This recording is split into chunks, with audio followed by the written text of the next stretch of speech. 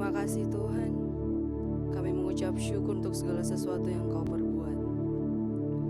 Biar malam hari ini Bapa, kami mau membawa pujian dan penyembahan kami mau datang hanya untuk menyenangkan hati-Mu. Terima kasih Tuhan Yesus. Thank you Lord Jesus.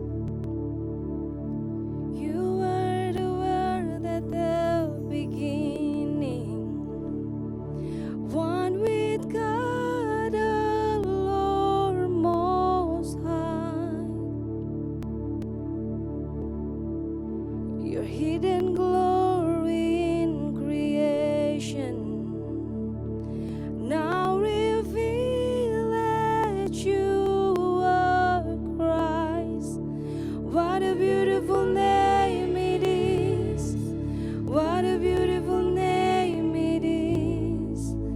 The name of Jesus Christ, my King.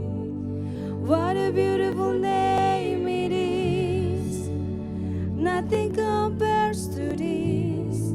What a beautiful name it is. The name of Jesus.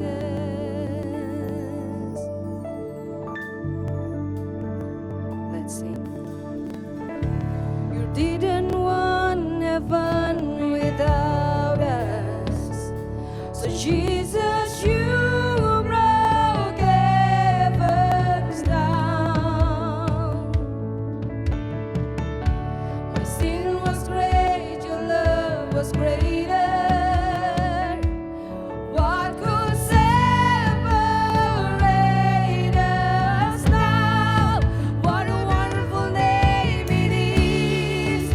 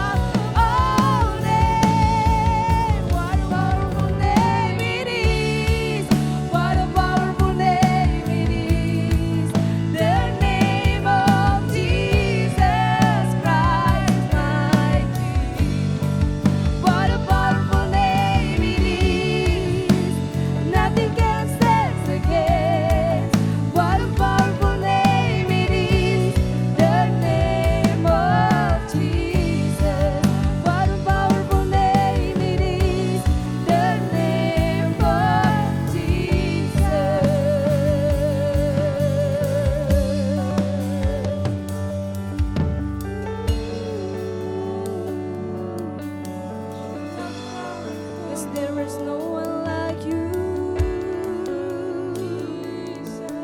Nama di atas segala nama, nama yang diagungkan, layak disembah, ditinggikan. Engkau Yesus Tuhan.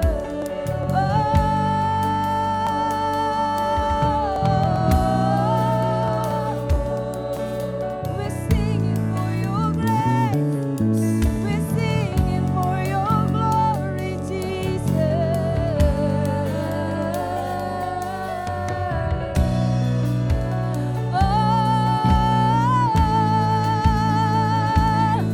Engkau layak ditinggikan, diagungkan selamanya, Yesus. Mari datang sembah Dia, tinggikan Dia.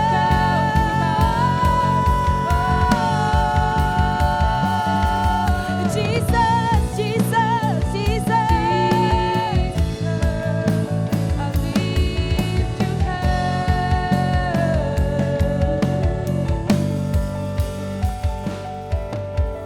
Praise the name of the Lord our God. Oh, praise His name forevermore. For endless days we will sing your praise, oh Lord our God.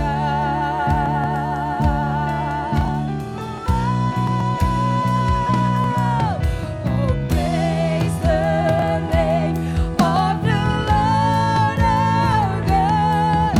Oh, praise His name forevermore. For endless days we will sing your praise, oh Lord our God. One more time, let's sing it. Oh, praise the name of the Lord our God. Oh, praise His name forevermore. For endless days we will sing your praise, oh Lord our God. Oh Lord our God. Oh Lord our God. For you are glory, for you are my Jesus. Thank you for your presence.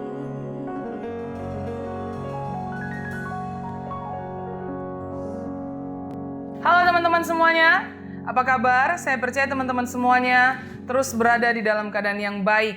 Amin. Mari kita siapkan hati kita semuanya untuk mendengarkan kebenaran firman Tuhan di malam hari ini. Kita berdoa. Kami bersyukur Tuhan buat malam hari ini. Terima kasih Tuhan karena Engkau terus menjagai kami, menyertai kami. Saat ini kami semua anak-anak-Mu mau mendengarkan kebenaran firman-Mu Tuhan. Engkau ambil alih kami semuanya, Tuhan berikan ketenangan, Tuhan berikan telinga sebagai seorang murid untuk mendengarkan apa yang dikatakan firman-Mu bagi kami, supaya firman ini tidak berlalu dengan sia-sia, tapi ini menjadi sesuatu hal yang powerful dalam kehidupan kami. Kami terus diperlengkapi dan menjadi anak-anak muda yang kuat dimanapun kami berada. Di dalam nama Yesus kami berdoa. Amin. Teman-teman, beberapa hari ini ada banyak chattingan yang masuk ke dalam WA saya, yang dari beberapa teman-teman saya bercerita bahwa mereka ada di dalam suatu kondisi yang tidak tenang, lagi khawatir, lagi galau.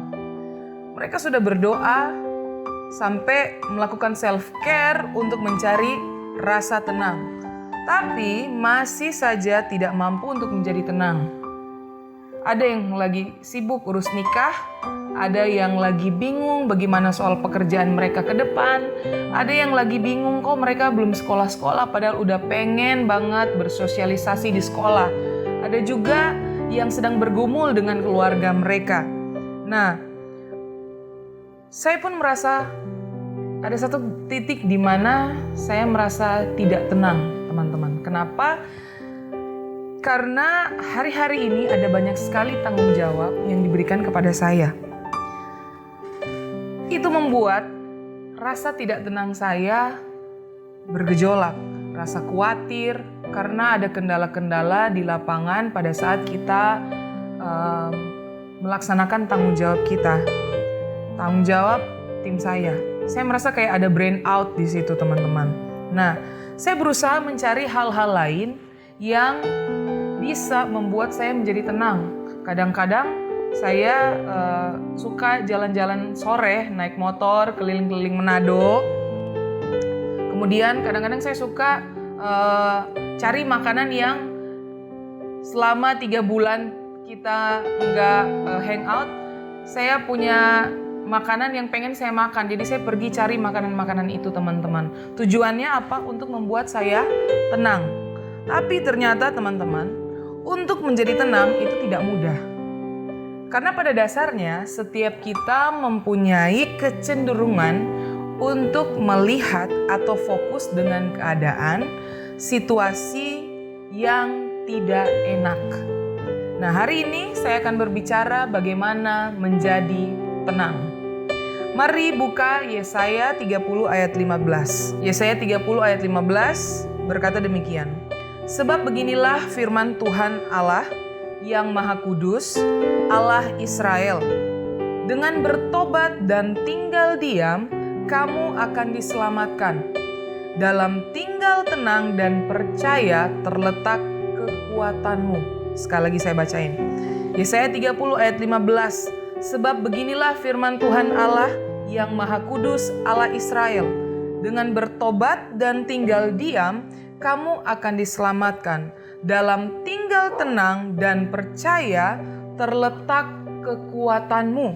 Garis bawahi kalimat dalam tinggal tenang dan percaya. Ternyata, teman-teman, kekuatan ketenangan kita adalah tinggal tenang dan percaya.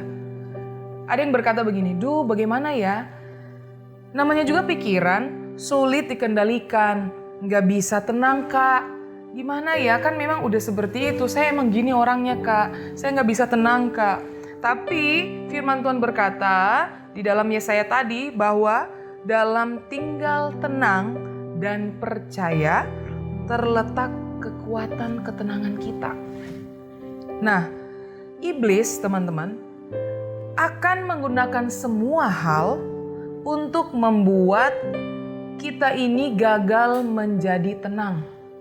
Dia berusaha membuat pikiran kita ini jadi kacau, pikiran kita jadi bercabang dua, pikiran kita jadi brain out, kayak udah full banget nih di kepala. Iblis itu tahu cara-caranya. Dia berusaha menggagalkan rasa tenang kita. Kenapa demikian? Kenapa iblis melakukan hal itu? Karena iblis tahu kalau kita gagal menjadi tenang, kita tuh menjadi lemah. Iblis tugasnya adalah mencuri, membunuh, dan membinasakan. Dia selalu bekerja lewat pikiran kita. Makanya kita harus berupaya untuk menjaga pikiran kita supaya kita menjadi tenang. Ketika kita lemah, kita menjadi sulit mengerjakan sesuatu dengan benar. Emosi nggak stabil, dan apabila hal ini terjadi teman-teman, kita cenderung jadi salah bertindak. Maksud kita benar, tujuan kita baik, tapi cara kita yang kita lakukan salah. Kenapa? Karena ada ketidaktenangan di situ. Karena kita nggak menjadi tenang. Karena kita lagi lemah. Karena iblis menggunakan segala hal untuk membuat kita lemah. Ada sebuah kisah di Alkitab yang menggambarkan bahwa kadang kita melakukan sebuah kesibukan, teman-teman, hanya karena hati kita lagi khawatir, hati kita tidak tenang. Tujuan melakukan kesibukan supaya pikiran yang membuat kita tidak tenang seolah-olah jadi tenang. Jadi kita melakukan segala kesibukan hanya untuk mencari ketenangan. Nah, mari kita buka di Lukas 10 ayat 38 sampai 42. Lukas 10 ayat 38 sampai 42. Firman Tuhan bilang begini. Ketika Yesus dan murid-muridnya dalam perjalanan, tibalah ia di sebuah kampung. Seorang perempuan yang bernama Marta menerima dia di rumahnya.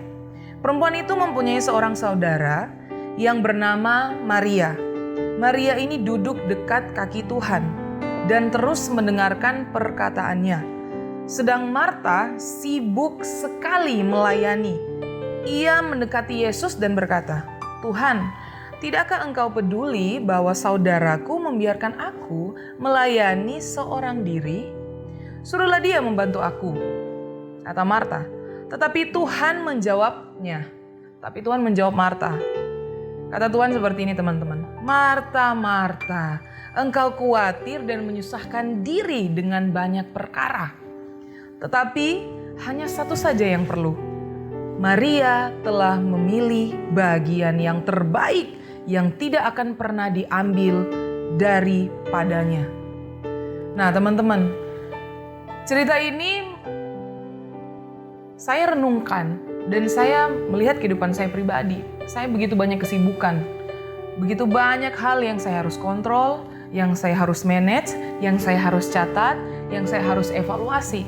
Kadang saya terlalu rush, terlalu cepat untuk melakukan segala sesuatu sampai saya nggak tenang, sampai kadang ada hal-hal yang terlewati, teman-teman. Di dalam pikiran saya bahwa saya melakukan ini untuk Tuhan. Tapi ternyata, teman-teman, apa yang dikatakan firman Tuhan? Marta melakukan banyak hal. Ia melakukan sesuatu yang kelihatannya baik, tapi tidak dengan hati yang tenang, yaitu dia khawatir. Di ayat yang ke-41 Tuhan bilang begini, tetapi Tuhan menjawabnya, "Marta, Marta, engkau khawatir dan menyusahkan diri dengan banyak perkara." So Marta ini, teman-teman, dia melakukan banyak kesibukan karena ada satu hal, yaitu hatinya khawatir. Hatinya nggak tenang. Dia pikir dengan melakukan segala kesibukan, kekhawatirannya itu akan hilang. Padahal itu hanya teralihkan aja, teman-teman. Tidak hilang, tapi hanya teralihkan. Tidak berubah menjadi tenang, tapi hanya teralihkan. Beda. Teralihkan dengan berubah menjadi tenang itu beda. Kalau teralihkan sewaktu-waktu, rasa itu akan muncul lagi. Tapi kalau berubah menjadi rasa lain. Kita jadi sukacita, kita jadi tenang, itu berubah. Semakin padat kesibukan kita jauh dari yang namanya ketenangan. Kesibukan yang kita pikir bisa menjadikan kita tenang, itu hanyalah sebuah pengalihan sementara. Pastikan bahwa segala sesuatu yang kita kerjakan itu dengan hati yang tenang. Nah, ada perbedaan dengan Maria, teman-teman. Yesus berkata, Maria memilih bagian yang terbaik. Dia duduk dekat kaki Yesus, mendengarkan Yesus. Maria bebas dari rasa khawatir, hatinya tenang. Kita nggak bisa mendengar suara Tuhan, teman-teman, kalau kita nggak tenang. Kita sulit mendengarkan apa yang Yesus mau katakan kepada kita kalau kita nggak tenang. Kuncinya adalah kita tenang, supaya kita tahu apa yang Yesus mau bicara kepada kita. Bagaimana caranya supaya kita tahu bahwa itu dari Tuhan, bahwa itu Yesus yang berbicara? Gampang, teman-teman. Kita tenang, baca firman-Nya. Salah satu konfirmasi bahwa Tuhan berbicara itu adalah lewat firman. Kadang-kadang teman-teman kalau baca firman, pasti ada kayak tek di hati. Kayak keluar air mata. Kayak, aduh Tuhan, kita rasa Tuhan mengasihi kita. Lewat baca firman, itu suara Tuhan. Saya bersyukur teman-teman semuanya. Ada orang-orang yang selalu mengingatkan saya untuk sediakan waktu di hadirat Tuhan. Kemarin, waktu kami sedang melakukan syuting online, tiba-tiba Ibu Gembala kami, Bunda Mechen biasa kami panggilnya, menelpon kepada saya.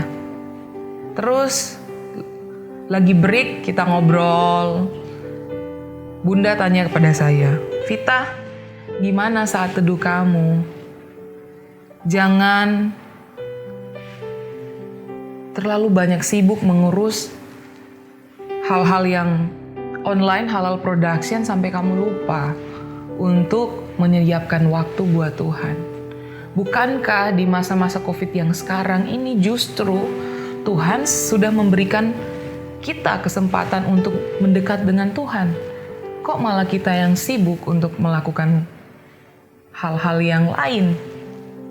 Kesibukan sebenarnya adalah hal yang nggak salah, teman-teman. Kita menyelesaikan tanggung jawab kita bekerja, lewat pekerjaan kita, ritme kita meningkat, itu namanya kesibukan. Tapi kita perlu tahu apakah kesibukan ini membawa kita jadi sehat atau tidak.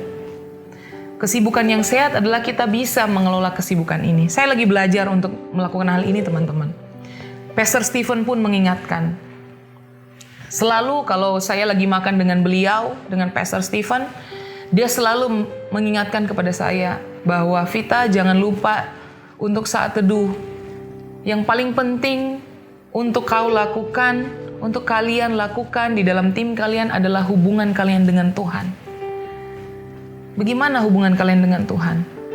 Jangan hanya pada saat mau ibadah online, atau jangan pada saat hanya karena ada pelayanan kalian baru mencari Tuhan, baru baca firman. Pastor Stephen selalu mewanti-wanti, selalu mengingatkan kami, selalu mengingatkan saya bahwa itu adalah hal dasar dan hal yang penting untuk selalu menjadi bagian dalam pikiran kita. Kenapa? Karena dalam kita mendekat dengan Tuhan, kita akan memperoleh ketenangan. Kita akan mendengarkan apa yang Tuhan mau dalam hidup kita. Terlalu cepatnya ritme pekerjaan kita, ritme pemikiran kita. Kadang ada hal yang harusnya kita terima dari Tuhan, tapi kita lewatkan. Kenapa? Karena kita terlalu cepat. Memang banyak hamba-hamba Tuhan yang menyebutkan bahwa hari-hari ini adalah hari-hari yang percepatan katanya. Tapi segala sesuatu bisa kita pilih untuk menghentikannya. Ada hal-hal di mana kita harus menyiapkan waktu kita untuk Tuhan. Nah, teman-teman, mari kita semuanya evaluasi lagi waktu kita hari-hari ini. Apakah pada masa COVID-19 ini kita memang banyak memberikan waktu untuk Tuhan, atau kita hanya memberikan setengah, seperempat waktu kita untuk Tuhan? Teman-teman yang jawab, teman-teman yang tahu semuanya. Lalu bagaimana caranya supaya kita bisa tenang, teman-teman? Selain dekat dengan Tuhan, selain duduk dekat dengan Tuhan, caranya adalah percaya.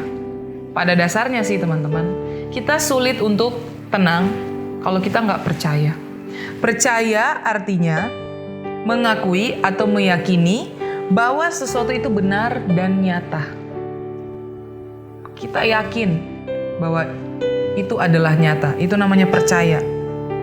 Nah, ada 3 hal yang harus kita belajar untuk percayai supaya kita mengalami yang namanya menjadi tenang.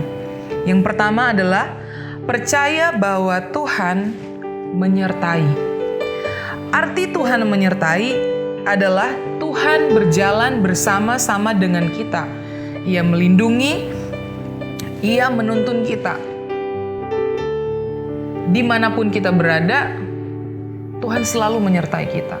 Di sekolah, di pekerjaan, di kampus, di rumah, dimanapun, di mall, Tuhan selalu menyertai kita.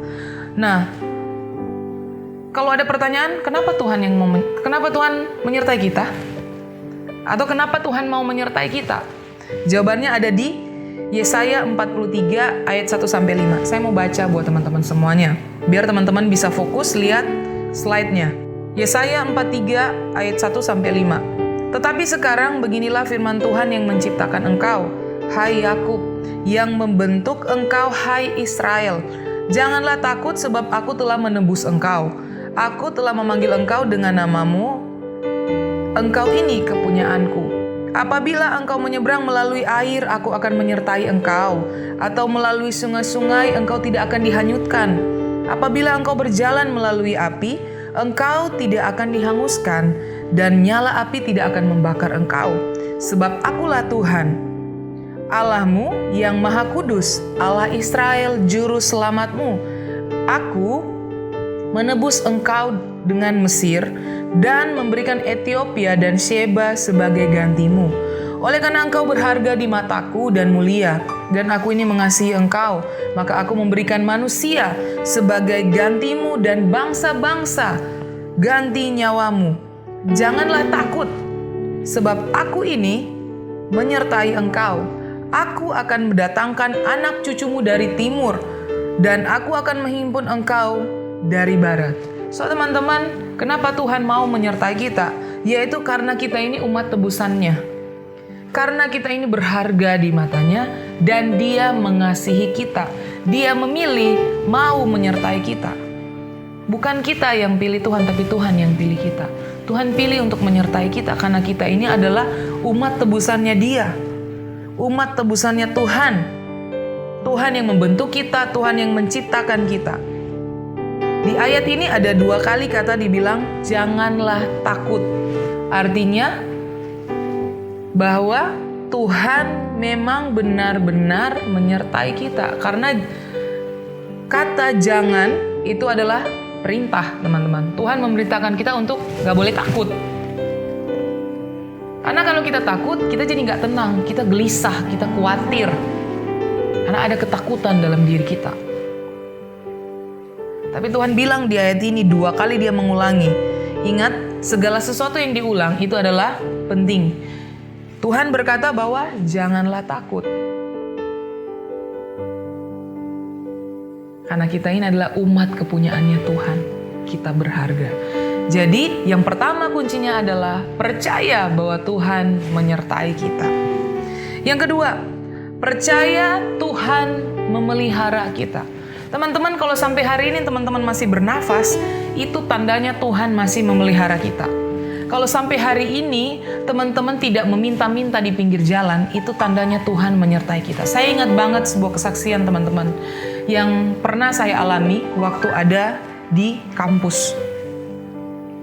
Saya kuliah itu agak susah untuk bayar kuliah, teman-teman.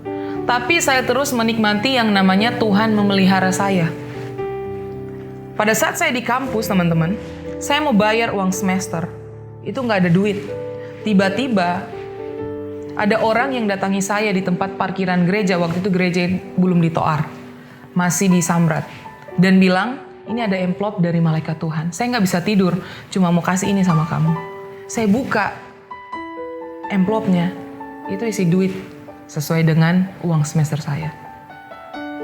Jadi sampai hari ini teman-teman, saya terus merenungkan hal ini. Kalau memang ada hal-hal yang kadang-kadang saya sampai, aduh Tuhan mau tolong saya atau enggak ya? Kadang ada rasa seperti itu teman-teman. Ada mulai ragu akan pemeliharaan Tuhan. Tapi pentingnya bahwa orang-orang yang sudah menerima Yesus, yang sudah lahir baru, ada Roh Kudus yang mengingatkan. Diingatkan, hey, Tuhan memelihara loh. Tuhan pelihara kamu sampai hari ini. Jangan takut, jangan gelisah, jadilah tenang. Filipi 4 ayat 19 bilang begini teman-teman. Allahku akan memenuhi segala keperluanmu menurut kekayaan dan kemuliaannya dalam Kristus Yesus. Tuhan kita itu Tuhan yang kaya. Tuhan yang berlimpah-limpah kekayaannya. Apa yang lagi kita pikirkan sekarang? Apa yang lagi kita khawatirkan sekarang? Sampai kita menjadi gak tenang. Apakah sedang mengurus pernikahan? Atau sedang lagi bergumul dengan pekerjaan? Atau lagi bergumul pengen beli handphone mungkin, pengen beli motor mungkin. Coba berdoa sama Tuhan. Mintalah, maka kamu akan diberi. Kalau hal itu yang menjadi kebutuhanmu, Tuhan akan kasih. Tuhan yang memelihara kita. Percaya bahwa Tuhan memelihara kita. Yang ketiga, teman-teman. Percaya bahwa Allah turut bekerja. Pasti semua udah tahu ayat ini. Roma 8 ayat 28 bilang begini. Kita tahu sekarang bahwa Allah turut bekerja dalam segala sesuatu untuk mendatangkan kebaikan bagi mereka yang mengasihi Dia, yaitu bagi mereka yang terpanggil sesuai dengan rencana Allah. Teman-teman percaya bahwa teman-teman masuk ke dalam rencana Allah? Yes, saya percaya. Dan saya percaya hari ini Tuhan sedang melakukan sesuatu dalam hidup kita. Dan kita sedang ada di dalam rencana Tuhan. Arti kata turut bekerja di sini, teman-teman, adalah Tuhan untuk kita yang mengasihi Dia akan bersama-sama dengan kita melakukan sesuatu untuk mendatangkan kebaikan dalam hidup kita. Sekali lagi, arti kata turut bekerja di sini adalah Tuhan untuk kita yang mengasihi Dia akan bersama-sama dengan kita melakukan sesuatu untuk mendatangkan kebaikan dalam hidup kita. Jadi kita melakukan sesuatu tuh nggak sendiri, kita bersama dengan Tuhan. Allah itu turut bekerja dalam segala sesuatu, teman-teman. Saya mau kesaksian. Saya melayani papa saya, merawat papa saya dengan mama saya di Jakarta selama beberapa bulan.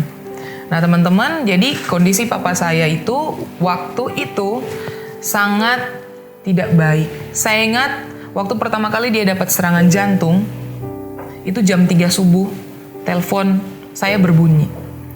Saya tuh selalu membiasakan bahwa ada handphone kecil saya yang bukan handphone untuk WhatsApp, itu selalu aktif. Jadi kalau sewaktu-waktu ada yang perlu minta tolong, handphone itu selalu aktif, teman-teman. Nah, di malam itu kakak saya telepon jam 3 subuh. Saya kaget kenapa ada bunyi getar-getar, saya bangun. Karena saya lihat, oh jam 3 subuh berarti ada sesuatu hal yang penting dong. Jarang orang nelpon jam 3 subuh terus nggak penting. Pasti itu selalu penting, saya angkat. Kakak saya cuma bilang begini, berdoa Ngana, berdoa kamu. Papa lagi drop, lagi sekarat. Tiba-tiba dada saya jadi sakit, teman-teman.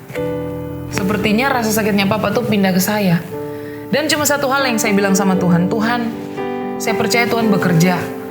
Saya minta Tuhan, kasih papa saya kesempatan supaya saya bisa melayani papa saya. Saya bisa melayani orang lain, kok saya nggak bisa melayani papa saya? Saya cuma minta itu sama Tuhan.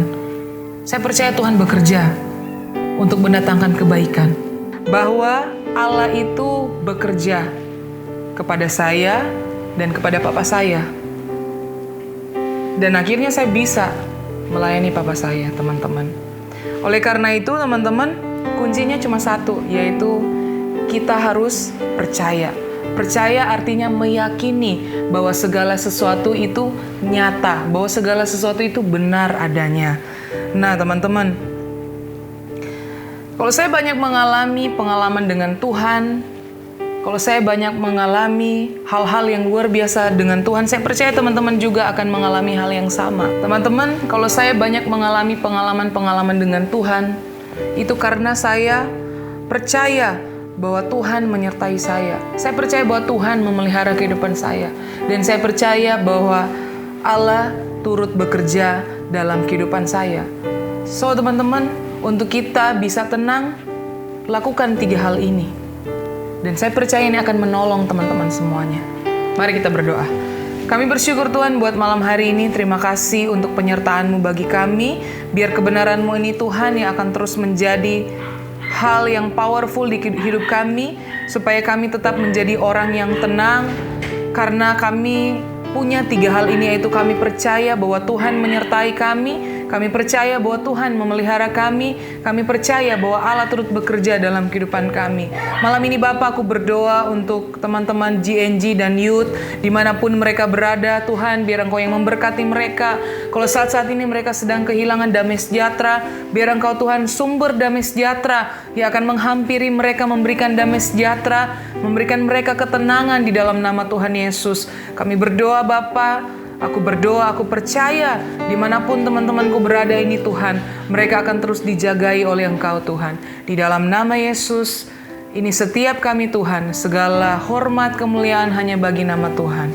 Dalam nama Yesus kami berdoa dan percaya. Haleluya. Amin. Ibadah kita sudah selesai dan saya jemput teman-teman yang ada di rumah untuk bangkit berdiri, mengarahkan tangan kita di depan Tuhan untuk kita terima berkat dari Tuhan. Diberkatilah engkau anak muda yang bekerja, ada rasa takut akan Tuhan, maka Tuhan akan buat berhasil. Bahkan Tuhan akan berkati kuliahmu, studimu. Dan percaya ada hikmat-hikmat yang luar biasa yang datangnya dari Tuhan akan terus ditambahkan atas hidupmu. Dan penyertaan Tuhan, cinta kasih dari Tuhan akan terus menyertai teman-teman semuanya dari hari ini, bahkan sampai Tuhan menjemput kita kedua kali. Di dalam nama Tuhan Yesus, semua cinta Yesus katakan, amin.